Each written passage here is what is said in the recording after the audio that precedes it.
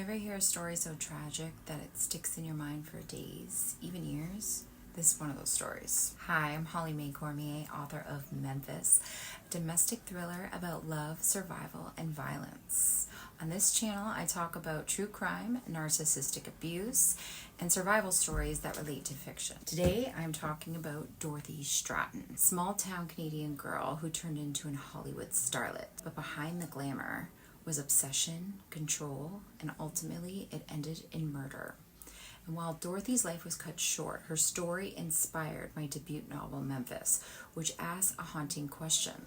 Is it better to live as a lion for a day or a sheep your whole life? Dorothy Ruth Stratten was born in Vancouver in 1960. She wasn't the loud, center of attention type. She was shy, gentle, worked at the local dairy cream, for God's sakes. And then in walks Paul Snider. Paul was 7 years older, flashy and desperate to look like he was somebody important. He wore fur coats, had side hustles that weren't exactly legal. To a small town girl like Dorothy, he was her ticket out of that small town. She ended up marrying him, and Paul had a plan. He persuaded Dorothy to let him take some risque photos of her, and he sent these to Playboy. What happens next is right out of a Hollywood script. Dorothy is flown out to Los Angeles. She meets Hugh Hefner, and suddenly she's not Dorothy Ruth anymore. She becomes Dorothy Stratten. By 1980, she was Playmate of the Year. Overnight, she's thrust into the spotlight. Magazine covers, acting roles. She's beautiful, yes, but also very smart and very kind. And her kindness is what drew people in. But with every step Dorothy took, Paul was lurking in the shadows. Here's where things get chilling. Paul wasn't her manager anymore. Hollywood producers didn't take him seriously. Actually, they all got a really creepy vibe from the guy. No one liked him. Dorothy was meeting directors, actors, people who had influence.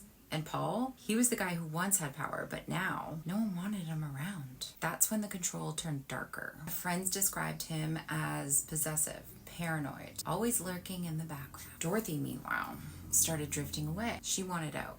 Not just from Paul, but from the life he kept pulling her into. And in the summer of 1980, Dorothy met a very established movie director. They clicked immediately. For Dorothy, it was a glimpse at a different life, one filled with possibility. For Paul, it was betrayal. Paul sensed his grip slipping. He bought hidden recording devices. He followed her everywhere. He schemed about money, plotting every step of the way how he could stay tied to her success, even if she left him. But Dorothy was only 20 years old, just 20, and she was caught up in a cycle that so many victims of controlling relationships face. She wanted freedom, but she also had fear of what Paul might do if she left. And sadly, that fear was justified, because on October 14th, 1980, Paul convinced Dorothy to meet him at their old house in West Los Angeles.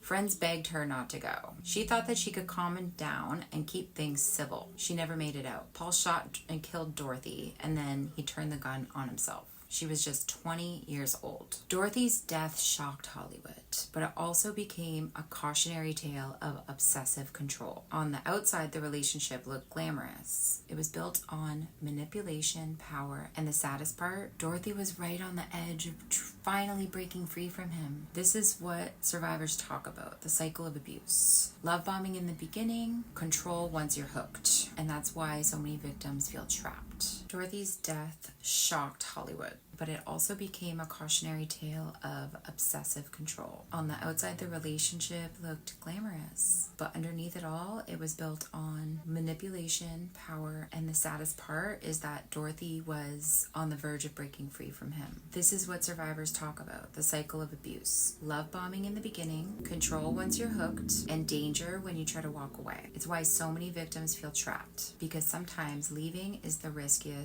part of it all. Memphis isn't Dorothy's story, but it echoes the impossible choices that women sometimes have to make. Do you stay in a cage, safe but suffocating, or do you risk everything to break free? Dorothy never got the chance to find out. But through Memphis, I wanted to explore what happens when a woman dares to choose differently. If you want to hear about my novel and the story behind it, check out the links in the description. And if this story resonated with you, please hit the subscribe button. Thanks so much.